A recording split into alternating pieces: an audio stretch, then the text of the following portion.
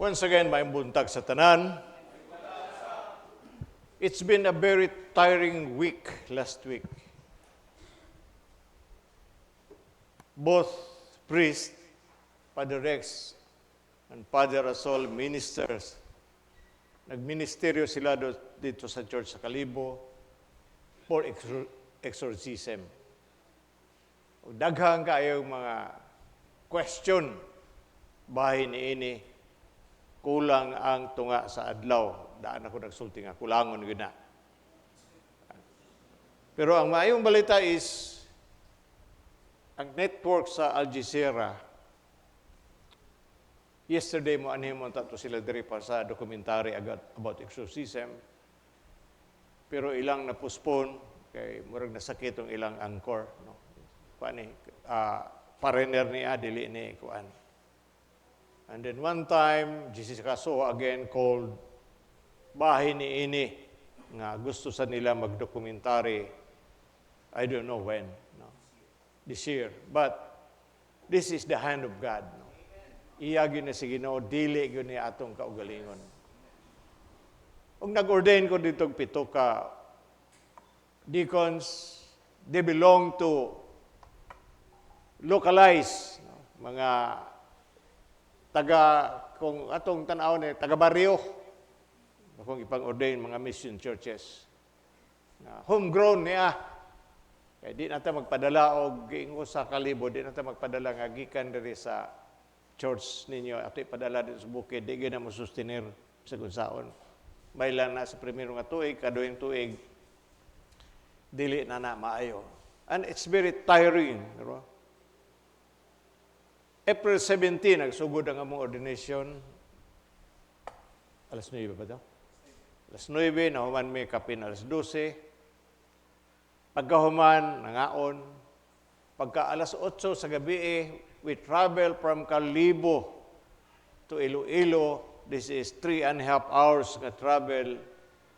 Nakaabot mi sa airport sa Iloilo, mga alas 10, alas 11. Nag-check-in mi, padung mi Manila. So, check-in mi, nilupad ang aeroplano, 1:30 sa kadlawon, no? 18 na ni. Paggikan nami sa Manila, nag-check-in, wala nami mag-check-in, diretso nami Manila to Cagayan de Oro. So, wala mi tulog, niabot mi diri mga sa Cagayan, mga alas 6 niabot mi. It's tiring, but the joy of the Lord is our strength. Nagdahutay mi didto, no, sa papangalagad sa Ginoo. Unya ang tema nato karong kabuntagon is about magbalantay. So I will be giving homily short, pero bugat manis puthaw. In Ezekiel chapter 33, verse 7 to 11, akong pagbasahon. Busa, gipili ko ikaw o tao, ingon nga magbalantay sa nasod sa Israel. God is talking to Ezekiel. Apan ipasulti ko kanimo, maoy, imong isulti kanila, agig pasidaan. Kung mo ingon ako nga, usa ka taong dautan, mamatay kagayod, ug unya, wala mo siya pasidan sa pagbiya sa iyang daotang buhat, mamatay siya nga magkasasala apan ikaw ang paninglan ko sa iyang kamatayon. This is the job sa mga leader sa simbahan, especially pari, obispo, deacon. Kung di mo na mo pasidaan, if we will not warn you for the things, kami, maoy, paninglan sa Ginoo. Kung moingon ako sa usa ka taong dautan, mamatay ka gayod, ug unya wala mo siya pasidan sa pagbiya sa dautan niyang buhat, mamatay siya nga magkasasala apan ikaw ang pangingan ko sa iyang kamatayon. Meaning we are accountable. Ako konsultian mo, ayaw mo pasuko-suko, amin ba mo anak? Mamaning mahitabo.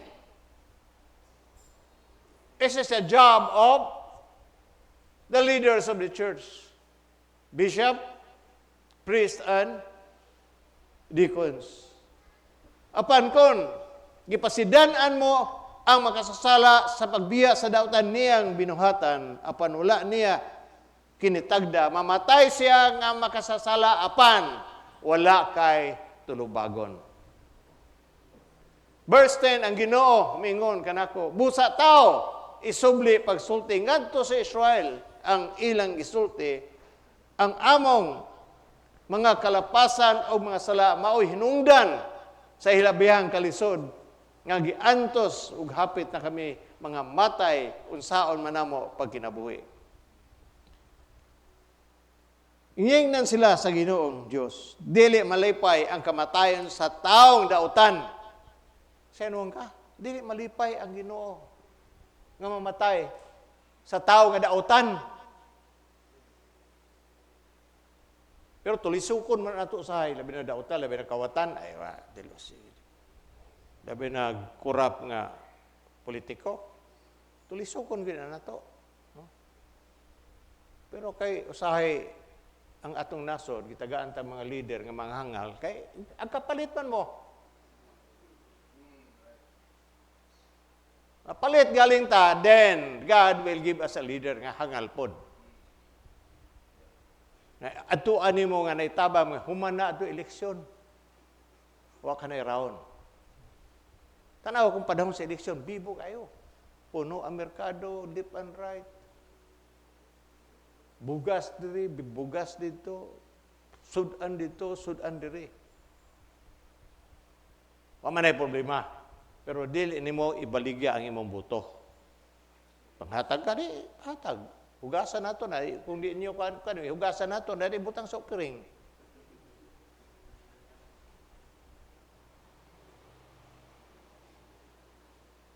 Verse 11, ingna sila, nga ang Ginoong Diyos dili manipay sa kamatayon sa taong dautan.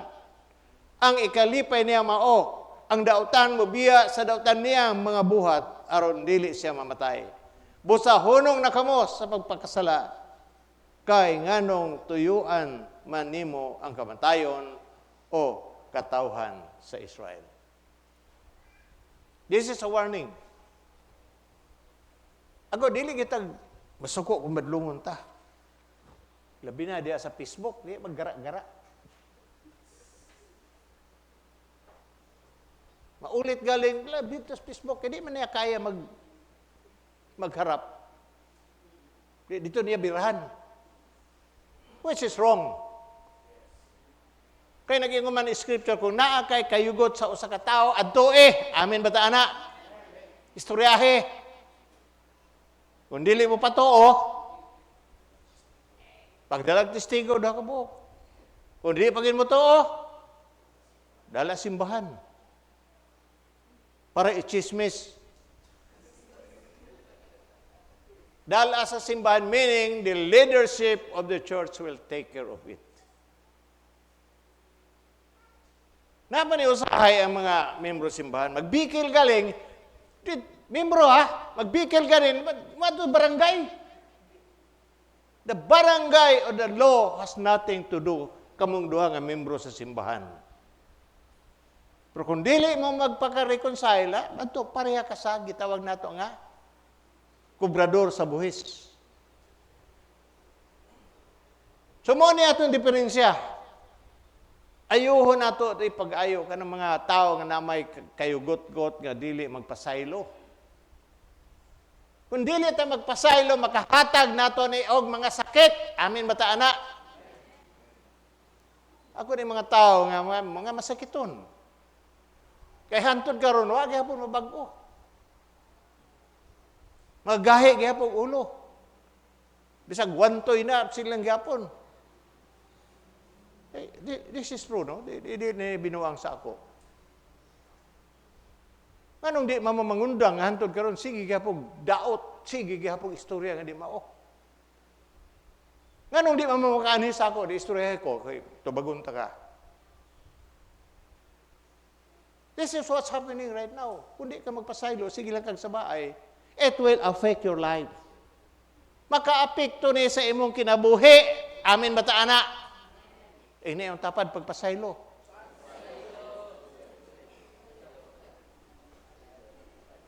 Agod ang role sa usa ka pare o dikon, lisod ba ya? Kaya na ibang tao, manuyo nimo. Nagwali ka, di na mo simba kay nasilo. Usay, di mo simba kay nasilo sa iyang tapad. Siguro nangutot. Ano niya? Malay, excuse me. So, this is what happened really. The church is the highest judicial system set by God. If he refuses to listen even to the church, isipa nga siya kubrador sa buhis o usa ka langyaw. Kalabi rag tao tang nagpasaylotan, nagpasipala kana, wag ito'y problema. The more God will bless us, amin bataana. Manalangin ang Ginoo. Labi na karong panahon na nga it is anniversary sa atong mga dikon ug pare. Amen ba mo ana? Nalipay ba mo nila?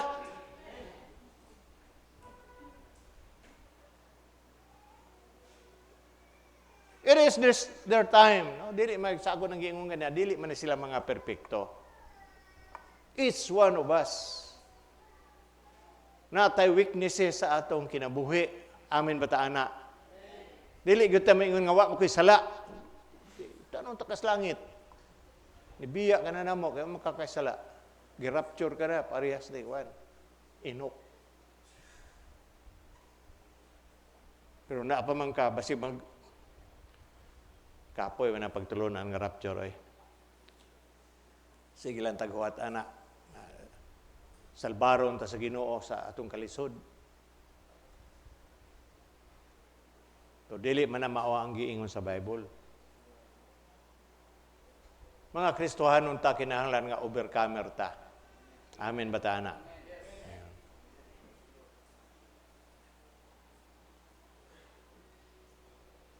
Bikonto kinsay dungan nimo pag-ordain. Kamu doha? Janel. Dikon Binadran, Dikon Garcia. Oh, to na to sa langit, na to sila ako ana. Okay.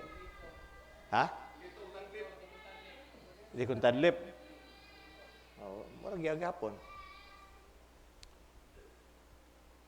Ikaw kinsa may mo kan dikon ni Kabats. Ha? Sira isa? Sila Roy, unsa man to ila? Mo Roy og Kamuradua? Roy og Father Amy, Liumar. Ha? Atop. Nang langyaw naman to.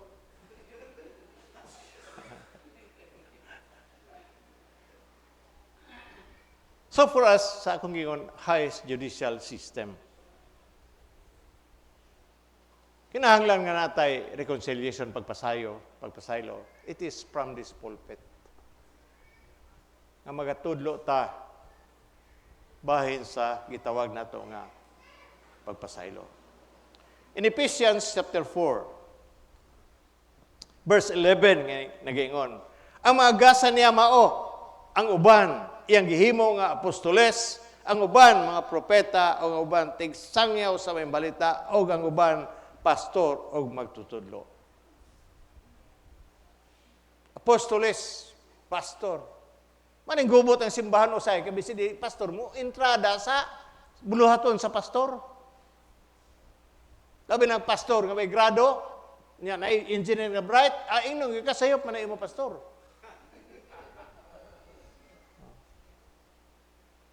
Pamilya pod nga, kini kay bright man ni, pa-doktor ni, pag-abogado. Kini akong anak medyo bugok-bugok, pastor na lang na.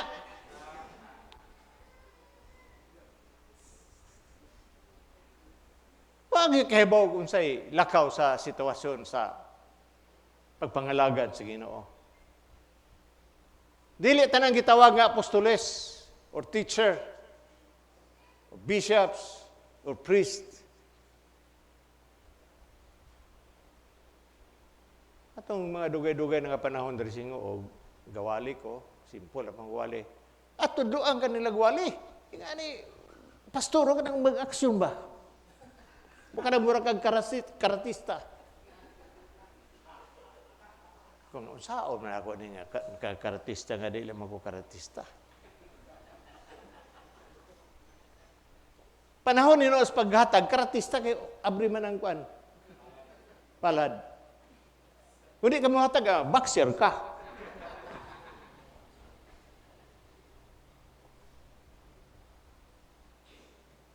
Sumura na, magpatuo lang yun ta. Kumbutang na ito, nasayop ang bishop na siya ang pari. Sa'yo yung buhaton, pagampo. Ayaw pagbagot-bot, just pray. Lord, unsa man ni? Tinuod ba ni? And God, kung sincere ka, God will answer your prayer.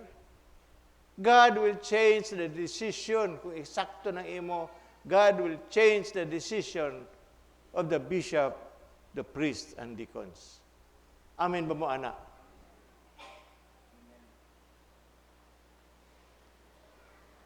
Now, there are 4 phases of a leader. Kalimot lang kung asa na ako niya nakuha ng scripture. Pero I remember this. Magiwali ko na. Ang usa ka leader, murakag, eagle, langgam. Nga mulupad, taas kaayo. Sa may meaning, anak, Bishop? If you are a leader, you fly like an eagle, habog kaayo, nga dili ka maabot. Dili ka magpadala sa circumstances o situation sa kinabuhi sa mga tao. Mao nang usa ka leader. Meaning, tuwa ka taas, may inampuon ka. Amin ba ta, anak? Number 2 is ox. Ano sa man ang ox? Baka ba? Meaning, ang leader, kinahanglan nga hardworking. No? Dili tapulan. Agoy ang hingog is a graveyard. Daghang mga pastor nangan hideri abi nila gayahay. Wala mo sustiner. Nibiya gihapon. Ako magbalantay sa karniro, dapat dili ta mo biya. Whatever situation. Eagle, ox. Number 3 is lion. Kining lion, muror na siya. Meaning, usahay, ang obispo, ang pare, muror yun ngay nakita niya nga, the people is not doing their job. Muror yun na, Masuko. Number 4 is, if you are a leader, mura kag magbalantay sa karniro. You will see to it nga ang imong mga karniro dili tukbon sa wolf. Kaya naaman ka, dili gina kanon ang karniro sa lubo. Agad you had to understand your leader well. Usahay nata sa kondisyon sa utok, usaywa, pero kung godly wisdom, if you pray, God will give you the desires of your heart. Importante ani nga, dili may paninglan. Kung maghilom-hilom lang mi. Ay nangitabo sa simbahan. Pero wala may maghilom-hilom, anak. We confront mga tao, bahin anak. But the mercy of God is lahom. Ang mercy sa Ginoo dili na to masukod amin bata anak. Usay di nimo masabtan ang Ginoo ngano ing-ani. That's the mercy and the grace of God. All we have to do is pray for those people bahin ni ini. Ako'y lain masulti is mati ta sa tao nga gibutang sa Ginoo niini nga simbahan. Dili perfecto. But as you obey, God will change situation. Obedience is more important for us. Ang pagsunod nato mao importante sa atong kinabuhi. Mao kada ebanghelyo ug gihangyon tanan sa pagpanindog.